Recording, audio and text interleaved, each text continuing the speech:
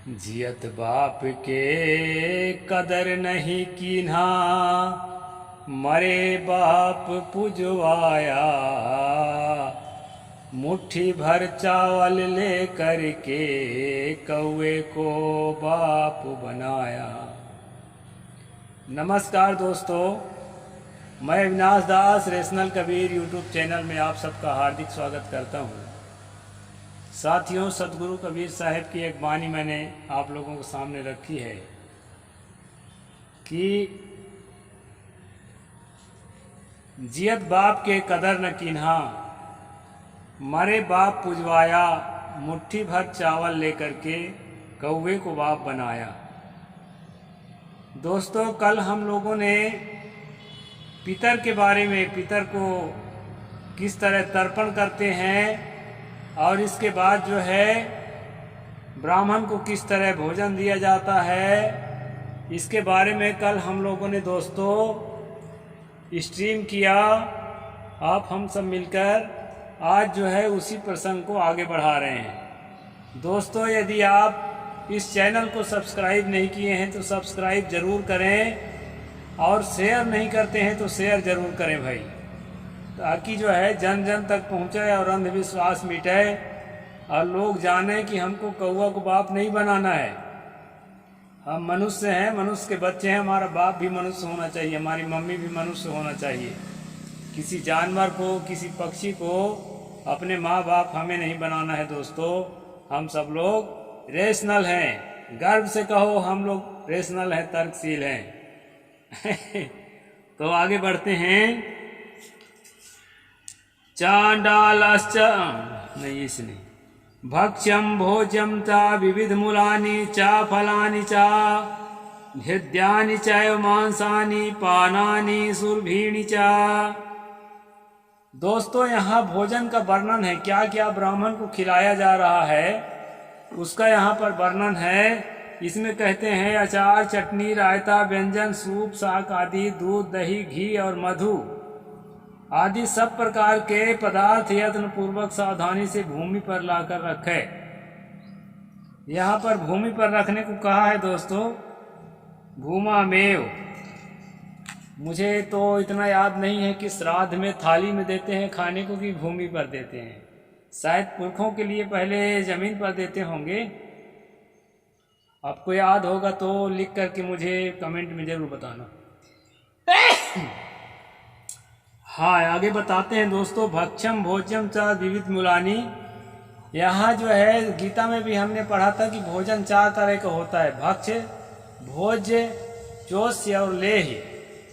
मतलब जो है जिसको चबा चबा कर खाते हैं उसको भक्षण कहते हैं, जिस तरल पदार्थ को पीते हैं उसको भोजन कहते हैं, और जिसको चूसते हैं, जैसे सहजन के सब्जी को चूसते हैं, छत्तीसगढ़ में जरी साग को चूसते हैं, और जो है फलों में आम को चूसते हैं। इस प्रकार चूस कर खाने वाली चीज़ को जो है चोष्य कहते हैं, और लेह्य कहते हैं जो चाट कर खाने वाले, जैसे च्यवनप्राश इत्यादि। तो यहाँ पर कहा है कि भोज, भक्ष्य और विविध प्रकार के जो है फल मूल इत्यादि जो है ला करके रखें। और साथ में क्या है दोस्तों, हृद्यानि चैव मांसानि, रोचक मांस। रोचक का मतलब होता है, रोचक नाम का कोई जानवर नहीं होता। रोचक का मतलब है इच्छानुसार, जो इच्छा को अच्छा लगे। जैसे कोई ब्राह्मण आपको मुर्गी का मांस मांगता है तो उसके मुर्गी का ही मांस दो। कोई मछली खाने का अभ्यासी है, उसको मछली अच्छा लगता है तो उसको मछली दो। किसी को हिरन अच्छा लगता है तो उसको हिरन भी दो। लेकिन आजकल हिरन मारने जाओगे ना तो राष्ट्रीयकरण हो गया है, पकड़ के जेल में डाल दिए जाओगे। तो आजकल जो है ब्राह्मणों को आप हिरन का मांस तो नहीं खिला सकते, लेकिन मुर्गी का, मछली का, बकरी का इस तरह से खिला सकते हैं। भारत में बीफ तो नहीं खाते हैं लोग, गाय का मांस, अब पहले खाते थे। मेरे पास एक किताब है दोस्तों, हिंदुओं द्वारा गौ मांस भक्षण। उसमें बहुत सारे ऋषि मुनियों के वेद शास्त्रों के श्लोकों सहित दिखाया है कि गौ का मांस भी बड़े खुशी से और बड़े चाव से ब्राह्मण खाते थे। तो इस समय के ब्राह्मण तो नहीं खाते, इस समय के कई ब्राह्मण तो बकरी मुर्गी भी नहीं खाते, काफ़ी सुधर गए हैं, लेकिन इसमें बताया है खिलाने के लिए। ब्राह्मण भोज में इसमें मांस को खिलाने की बात कही है। हृदयानि चाय मांसानि पानानि सुरभीणि चा, और पीने वाली चीज, सुगंधित चीज है, पीने वाली सुगंधित चीज यहाँ लिखा है। अब सुगंधित चीज क्या है, कोई इत्र को तो पिएगा नहीं। अब इसमें दारू नहीं लिखा है, इसलिए मैं व्यर्थ के अपने तरफ से नहीं थोप सकता दोस्तों। अब हो सकता है मांस के साथ दारू लोग पीते हैं, तो दारू के ही वर्णन होगा। सुगंधित पेय पदार्थ बताया है, पानानी, पीने लायक चीजें, जो भी हो, जल आदि लिखा है अर्थ लिखने वाला। तो इस प्रकार जो है चीज़ों को ला करके और ब्राह्मणों के आगे परोसना है आपको, और आगे क्या करना है वो फिर हम अगले श्लोक में बताएंगे दोस्तों। इसमें जो है बताया है कि उनका गुणानुवाद करते हुए परोसना है। ब्राह्मणों का गुणानुवाद और उस भोजन का भी गुणानुवाद, प्रशंसा। ऐसा नहीं है कि आप ला के परोस दिए जैसा भी हो और ले खाओ, तो इस तरह दिया है। अच्छा है गुणानुवाद करना, लेकिन यहाँ धर्म के नाम से जो मांस खाने की बात कहा गया है दोस्तों, और भी कई जगह है, इसमें भी आएगा और बताऊंगा। तो ये बात मुझे नहीं जचती है। वैसे मैं स्वयं शाकाहारी आदमी हूँ, और दूसरी बात मैं ये जिद तो नहीं करता कि दुनिया के तो सब लोग शाकाहारी होंगे तभी मैं खुश होऊंगा, लेकिन कम से कम जिसको धर्म के नाम से अनुष्ठान करते हैं, क्रियाकर्म करते हैं, उसको उसमें मांस वोस का चक्कर मेरे ख्याल से ठीक नहीं है। अब ये लिखा है तो इसको तो ठीक लगा होगा तभी लिखा है दोस्त। तो झूठ न बोले, क्रोध न करे, आंसू न गिराए, और अन्न ना छुए, पैर से अन्न ना छुए। इस प्रकार बहुत सारी अच्छी अच्छी बातें भी लिखी है इसमें, और कुछ अंधविश्वासपूर्ण बातें भी है। आगे कहते हैं दोस्त, सिर में पगड़ी बांधकर या दक्षिण की ओर मुंह करके खड़ाऊ पहनकर भोजन किया जाता है, वह राक्षस खा जाता है। यानी जिस पिता को या पितामह को आप जिसके अपने पुरखा के नाम से ब्राह्मण को भोजन करा रहे हो, ब्राह्मण के द्वारा वो पुरखा तक नहीं पहुंचेगा। अगर वो ब्राह्मण खड़ाऊ पहन के खा रहा है, या दक्षिण की ओर मुंह करके खा रहा है, पगड़ी बांध कर खा रहा है, तो वो भोजन जो है वहाँ तक नहीं पहुँचेगा। ऐसा यहाँ बताया है दोस्तों। अब आगे जो नियम बताया है वो थोड़ा खतरनाक है, इसको आप बहुत ध्यान से समझिए। चांडालश्च बराहश्च कुक्कुटः स्वा तथैव च रजस्वला च षण्ढश्च नेक्षेरन्नस्नतो विद्विजान। यहाँ पर बताया है दोस्तों, चांडाल, चांडाल का मतलब संस्कृत में होता है जो भंगी जाति, मेहतर जाति जिसको लोग कहते हैं। वैसे जाति सूचक शब्द बोलना अच्छा नहीं है, लेकिन इसका वही अर्थ होता है सफाई कर्मी, वाल्मीकि जाति।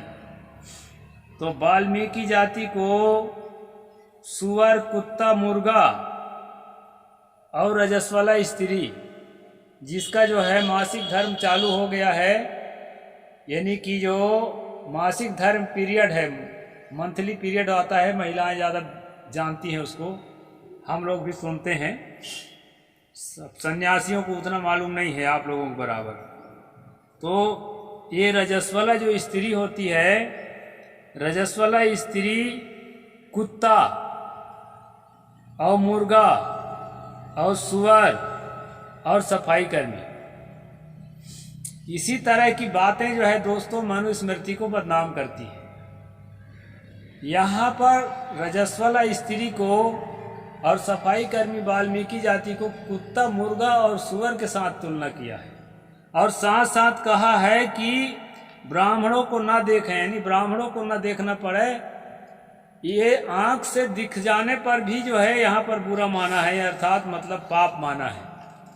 आंख से भी नहीं देखना है कुत्ता को, सुअर को, रजस्वला स्त्री को और सफाई कर्मी जाति को, यानी एससी जाति को।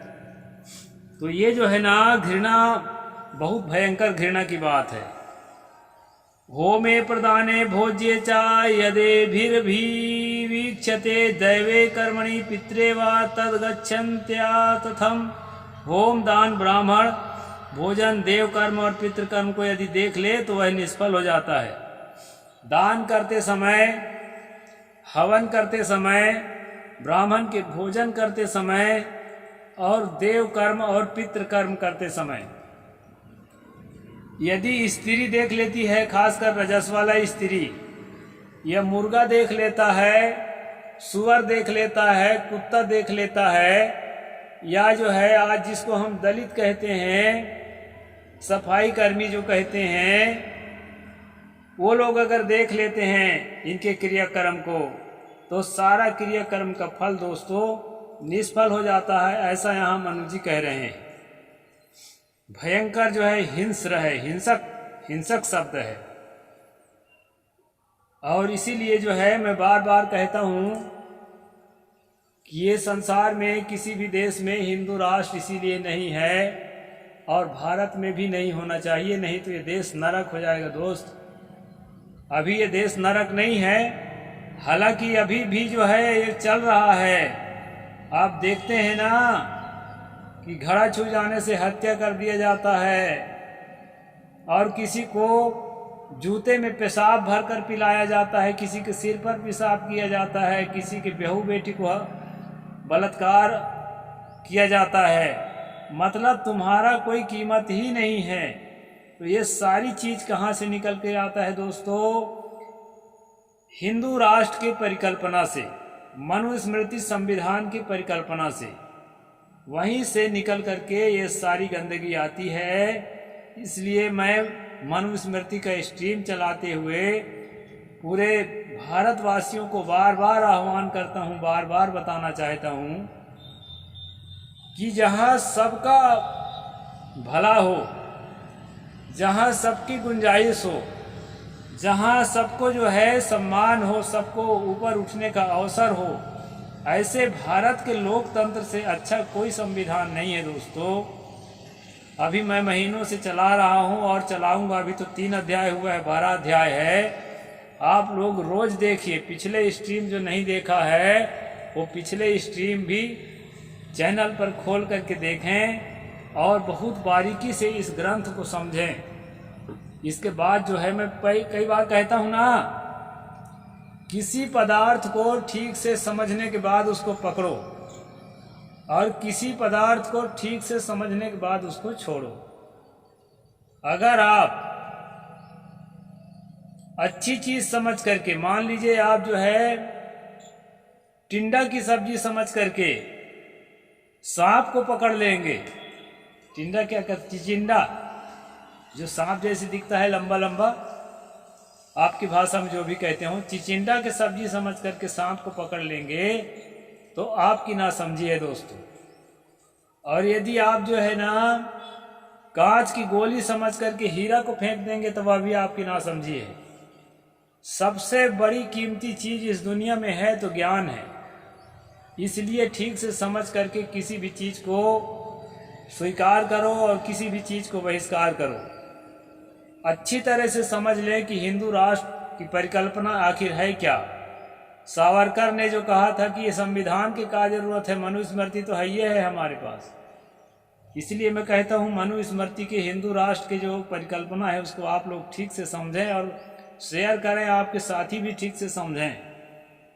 मैं एक एक अक्षर का अर्थ बता के समझा रहा हूँ, जितना मेरे से समझ में मेरे आ जा रहा है। अब नहीं समझ में आए आपके तो आप जरूर कमेंट करना। मैं डिक्शनरी में खोज के उस बात को दोबारा समझाने के लिए तैयार हूँ। तो इस प्रकार से दोस्तों यहाँ पर जो है मुर्गा का मांस तो खा सकता है ब्राह्मण, लेकिन मुर्गा देखने से उसका जो है पुण्य नष्ट हो जा रहा है। मुर्गा का मांस तो यहाँ बताया है कि ला के देवता खाएंगे करके। इसके बाद और आगे चलते हैं दोस्तों, और किस चीज से इसका धर्म नष्ट होने वाला है। खंजो वा यदि वा काणो धातु प्रेसोपि वा भवेत् हीनाति गात्रा वो तमप्यपने पुनः।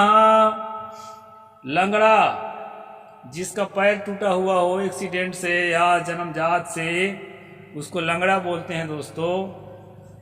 इसमें खंजो लिखा है संस्कृत में।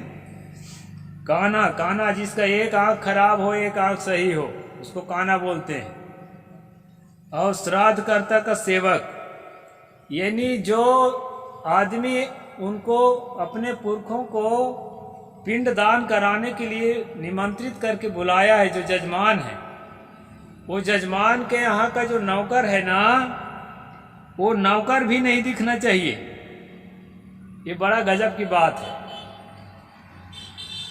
नौकर आदमी है कि नहीं आप मुझे बताना। किसी के पास आर्थिक स्थिति कमजोर है, शैक्षणिक स्थिति कमजोर है, या कोई पढ़ा लिखा भी है तो बेरोजगार घूम रहा है, आज आप देख रहे हैं बेरोजगारी का आलम है, तो घर में अगर संपत्ति है तो बेरोजगार आदमी किसी तरह से, चलो भाई पिता का पेंशन है तो उसी में चला लेगा। लेकिन जिसके पिता भी नौकरी में नहीं था, पिता का पेंशन भी नहीं है, तो किसी के यहाँ नौकर का काम करेगा, पढ़ा लिखा है तो भी।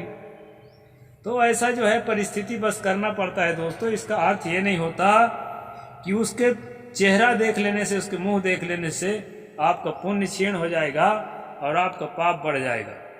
हीनांग अधिकांग, इनको भी श्रद्धा स्थल से हटा दे।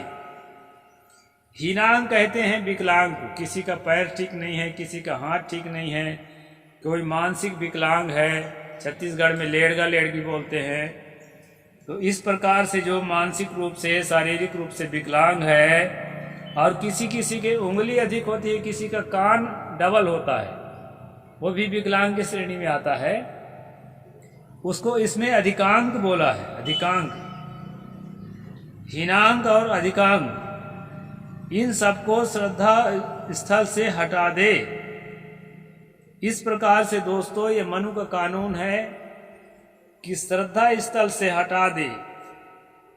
जिनके ऊपर हमें दया करना चाहिए, करुणा करना चाहिए, जिनको देख करके हमारा दिल पिघलना चाहिए, रोगी है, दुखी है, विकलांग है, या बेचारा गरीब है, सेवक है, नौकर का काम कर रहा है। कौन चाहता है कि मैं किसी के यहाँ नौकरी करूं? हर आदमी तो चाहता है कि धन के कहे धनिक जो हो निर्धन रहे न कोई। कौन निर्धन रहना चाहता है?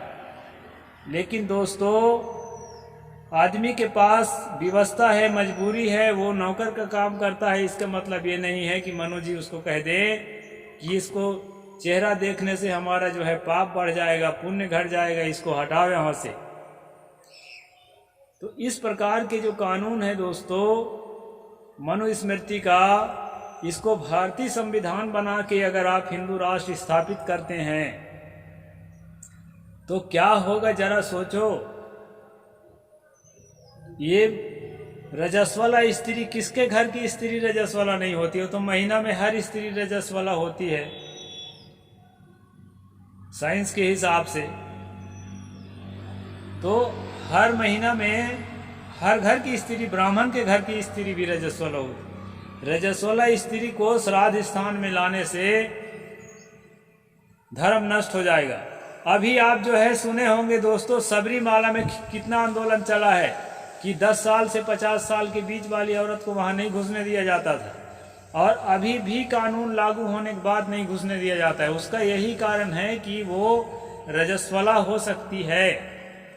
अभी जो है विधवा माता जीतेश्वरी को पन्ना वाले कांड में उस दिन बनाया था वीडियो, आपने देखा होगा, ना देखा होगा देख लेना, कि विधवा होने के कारण राजमाता है, मतलब रानी है कहना चाहिए। आज उनका राज नहीं है लेकिन प्रतिष्ठा तो है ना भाई।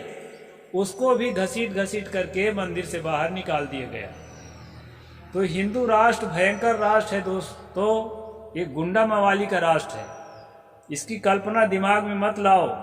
लोकतंत्र की कल्पना लाओ, मानवता की कल्पना लाओ, जहां हम जो है एक एक मनुष्य को सम्मान दे सकें और हमको दूसरा सम्मान दे सके।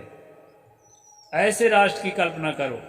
अभी वैसे नियम है हमारे संविधान में, वो ठीक से फॉलो नहीं होता, इसलिए लोग जो हैं ठीक से सम्मान नहीं दे पाते। तो इसलिए दोस्तों मैं जो है मनु स्मृति का स्ट्रीम चलाता हूँ, इसको जो है आप देखिए और साथियों तक पहुँचाइए, और सब्सक्राइब नहीं करे हैं तो सब्सक्राइब करिए। साहेब बंदगी, जय जोहार।